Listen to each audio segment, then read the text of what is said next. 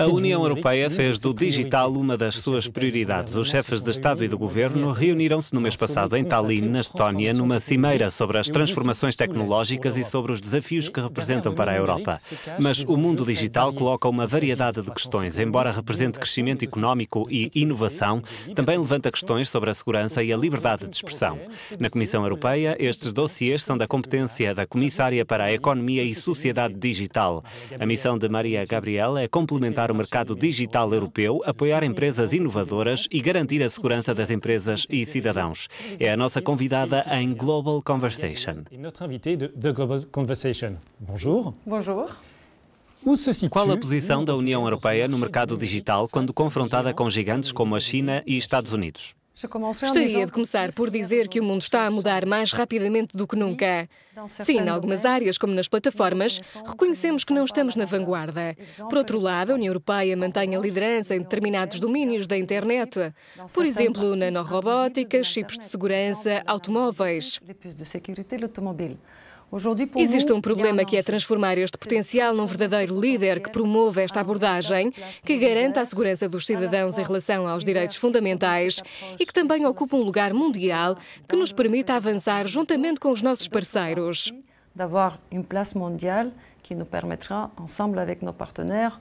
É por isso que temos desafios.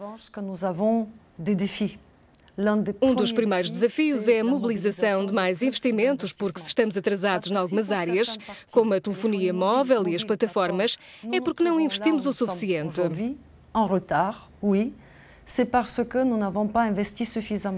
É por isso que é importante que no novo código as telecomunicações, as questões do espectro, o carbono, o aço, a rede 5G de alta capacidade possam ser abordadas rapidamente pelos Estados-membros, para que haja uma abordagem coordenada e uma melhor gestão da duração das licenças, para evitar os mesmos erros cometidos nas redes 3G e 4G.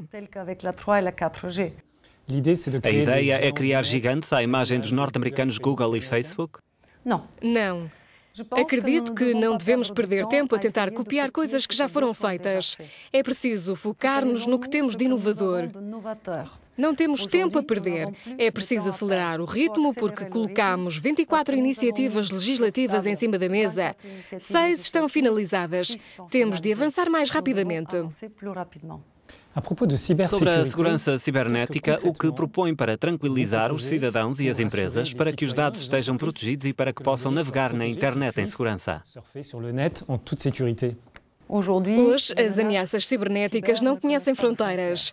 Não existe um Estado-membro que consiga enfrentar este desafio sozinho. Algo que pode ter consequências extremamente graves. 80% das empresas europeias afirmam já terem sido vítimas de um incidente cibernético no ano passado. Em setembro, apresentámos um pacote de medidas para garantir que a União Europeia tenha uma abordagem comum. Primeiro, o fortalecimento da Agência para a Cibersegurança, para que exista uma ciberagência permanente que transmita uma mensagem de estabilidade nos objetivos a longo prazo, que seja provida com recursos orçamentais e financeiros e que tenha tarefas mais operacionais. Outra coisa importante para mim, em termos de segurança cibernética, é a nossa capacidade de resposta às ameaças. Não temos a resposta sobre o que fazer no caso de haver uma ameaça em larga escala. A Comissão concentra-se nessa resposta desde setembro. Pela primeira vez, propusemos que os Estados-membros e as instituições discutam e acordem a implementação de um mecanismo de coordenação europeu no caso de um ataque em larga escala. Trabalha muito também com plataformas de conteúdos ilícitos, discursos de ódio ou que defendem o terrorismo. O que fazer? Será preciso uma nova legislação e agir mais rapidamente? Ou devemos continuar a trabalhar com essas plataformas para que removam todos os conteúdos ilegais? Quando lidamos com fenómenos tão sérios como a incitação ao ódio, a propaganda terrorista ou o abuso sexual de crianças, devemos agir com firmeza. A forma europeia requer primeiro um diálogo com as plataformas. Através do diálogo também conseguimos resultados. Quanto à retirada de conteúdos, vemos que os números aumentam à medida que este diálogo se mantém regular, estável e se intensifica. No entanto, também temos uma mensagem a transmitir. Queremos que 41% dos conteúdos que permanecem na web desapareçam. Aujourd'hui, nous avons aussi un message à faire passer. Nous voulons qu'il n'y ait plus. Não queremos que os conteúdos continuem online mais de uma semana, porque os estudos demonstram que esses conteúdos têm maior impacto nas 2 primeiras horas após a publicação. Juntamente com as plataformas, queremos contribuir para uma eliminação rápida e eficiente, respeitando as regras da transparência. Hoje, a nossa mensagem é clara. Gostaríamos de intensificar o trabalho, ver mais resultados e, neste contexto, reservamos-nos o direito, através de uma avaliação de impacto, através de um diálogo mais intenso, ou passamos a outra etapa, caso seja necessário. Por outra etapa, quer dizer legislar? Até maio de 2018, reservamos-nos o direito de legislar nesta área se os desenvolvimentos não forem suficientes.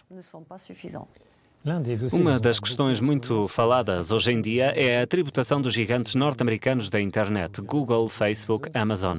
Qual seria um imposto justo e equitativo para estas empresas na Europa? Se já tivéssemos a resposta, não teríamos definido um prazo até dezembro para o fazer. Então, já enviámos um sinal. É uma questão que merece ser respondida.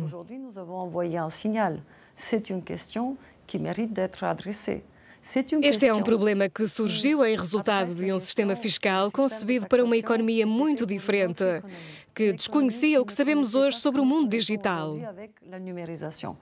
Hoje é importante responder à questão e saber onde é criado valor na internet. Este é um dos desafios da digitalização. É também uma questão de justiça.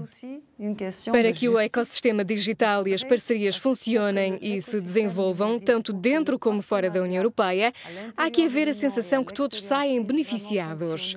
A questão foi apresentada e foi dado um prazo até dezembro. Se não houver nenhum progresso até essa altura, reservamos-nos o direito de agir. Jusqu'à décembre, nous avons mis la question sur la table. Ensuite, s'il n'y a pas un avancement plus rapide, on se réserve le droit d'agir nous-mêmes. Maria Gabriel, merci d'avoir répondu à nos questions. Merci beaucoup.